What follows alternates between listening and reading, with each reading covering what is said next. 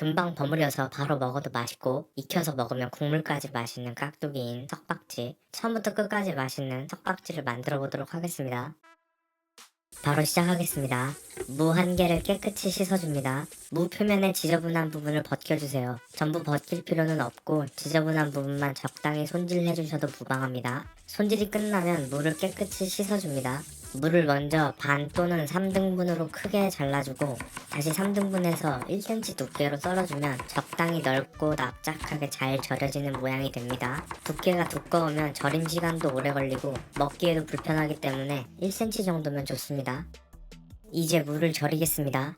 굵은 소금 1000g 2큰술 넣어줍니다. 나중에 절인 물도 사용할 거고 따로 물을 헹구지도 않을 거니까 깨끗한 소금으로 절여줍니다. 그리고 단맛을 내기 위해 뉴슈가 2분의 1 작은술을 넣어줍니다. 설탕을 넣게 되면 나중에 김치가 익으면서 깔끔하지가 않고 찐득거려서 별로 추천드리지 않습니다. 뉴슈가는 단맛을 잘 배게 해주면서도 나중에 김치가 익었을 때 깔끔하다는 장점이 있기 때문에 뉴슈가를 사용합니다. 재료를 다 넣었으면 잘 버무려줍니다. 그리고 1시간 절여주겠습니다. 골고루 절이기 위해서 중간중간에 절인 물을 위아래 섞어줍니다. 이제 양념을 만들기 위한 야채를 썰어줍니다. 양파 반 개 썰어줍니다. 홍고추 2개 썰어줍니다. 양파와 홍고추는 믹서기에 넣기 적당한 크기로 잘라주시면 됩니다. 마지막으로 대파 반 개 썰어줍니다.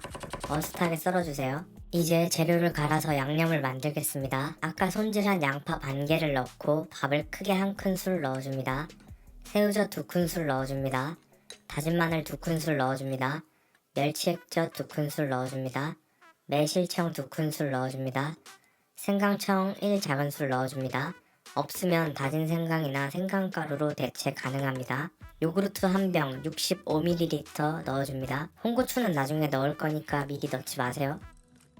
양념을 다 넣었으면 믹서기에 넣고 갈아줍니다. 석박지에 밥알이 떨어진 것처럼 보이면 지저분해 보이니까 밥알이 죽처럼 될 때까지 갈아줍니다. 어느 정도 갈았다면 이제 홍고추를 넣고 다져줍니다. 홍고추는 형체가 좀 남을 정도로 다져주는데 그래야 완성되었을 때 더 먹음직스러워 보입니다. 중간중간 어느 정도 시간이 경과되면 절인 물을 위아래로 섞어줍니다. 1시간이 지나고 무가 보이는 것과 같이 유연한 상태가 되면 잘 절여졌다고 볼 수 있습니다. 절인 동안 생성된 절인물을 50ml 정도 남겨줍니다. 이 물은 나중에 양념 버무릴 때 사용할 겁니다. 남긴 절인물을 제외한 나머지 물은 버려줍니다. 무는 따로 헹구지 않고 채반에 받쳐 물기를 제거해줍니다. 5분에서 10분 정도 물기를 빼주고 이후에 버무려주면 아삭한 맛이 있어서 좋습니다. 물기를 20분 이상 빼면 점점 질겨지니까 취향껏 조절하시면 됩니다. 일정 시간 동안 물기를 제거했으면 이제 무에 고춧가루를 넣어 색을 입혀줍니다. 고춧가루를 3큰술 넣어주고 버무려줍니다. 그리고 색이 입혀지도록 5분에서 10분 정도 기다려줍니다. 어느 정도 색이 입혀졌으면 이제 믹서기에 갈아 넣은 양념을 부어줍니다. 그리고 무 절인물 50ml를 믹서기 통 안에 남아있는 양념과 함께 흔들어 섞은 뒤 넣어줍니다. 그 다음 아까 썬 대파 반 개를 넣어줍니다.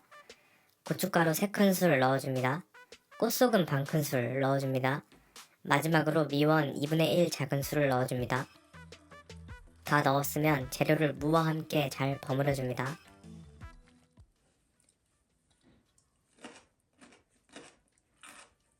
간을 봤는데 조금 덜 짠 것 같아서 꽃소금을 1 작은술 더 넣어줬습니다. 1 작은술은 반 큰술이랑 비슷하니까 쉽게 계산해서 앞에 반 큰술 넣고 지금 1 작은술 넣었으니까 둘 다 더해서 꽃소금은 총 1큰술 넣었다고 생각해주세요. 이제 잘 버무린 석박지를 김치통에 옮겨 담아줍니다. 석박지 사이사이가 최대한 뜨는 공간이 없도록 꾹꾹 눌러 담아줍니다. 김치는 보통 오랫동안 보관하는 경우가 많은데 공기가 들어가면 빨리 물러지고 곰팡이까지 생길 수 있기 때문에 이런 조치를 해주시면 좋습니다. 키친타올로 김치통 안쪽 묻은 양념을 깨끗이 정리하고 뚜껑을 닫으면 석박지가 완성되었습니다.